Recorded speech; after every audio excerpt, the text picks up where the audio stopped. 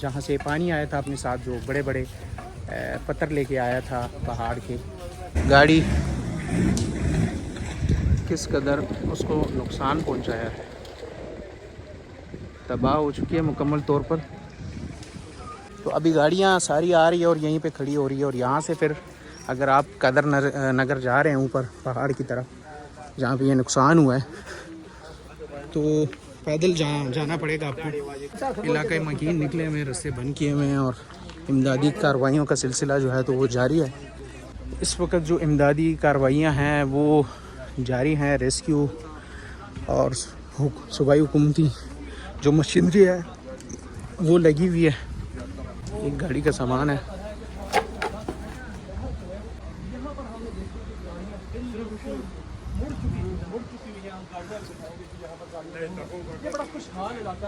ये सारे पत्थर जो हैं तो ये पानी अपने साथ यहाँ पे लाया हुआ है, तो जिसमें गाड़ियाँ और बहुत सी चीज़ें जो है तो वो बहकर यहाँ पर आ गई।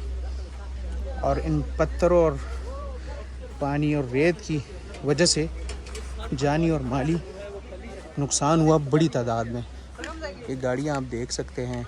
دا تندرونه ولګېدل دې سره دا ځمکه راوخوټ کېده دا اوبه سیوا شوې د هر سړي هلته کورونه ولوېده پټي ولوېده لارې نه وې خلک په خپل خپل ځای ورګېد او په کته دا سیلاب جوړ شو دا خلک یې مړ کړه له ټانټې خلک بچ ته مړي پکې نه دي شوي خو جاني نسخانونه ډېر سیوا شوي دي دا دواړه فیملیان یې ختمې کړي دي په دې کې چند کسان پاتې دي دا شمشیر دی دا کډه محمد شیر دی دا د کریم دی دا کډه دا دواړه کډې ختمې کړي دا ثاني ګل دی کور دی د دې له یو اته نښه کسان وړي دي نگر پر روډو په بار بیا کچا موږ ته تلو فورویډ ډاکسنې وپېچلې دي.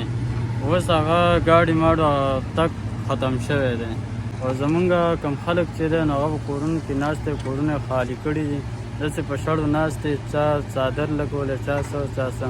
د خرچو څنین دی نو ته نشته، بیخي وږي تږي ناست دي. څه کورونه هغه یې وړي دي که نه، مرغچی دی او دا یې وړي دي او بره زموږ ټانټې علاقه یې ټوله غونډه په زرګو تندرونه لګېدلي او ټول ملکونه یې شلولي دي، وړي دي. مونږ ته څه لاره ماره نشته، مونږ نن راووتو څلورمه ورځ د درېیمه.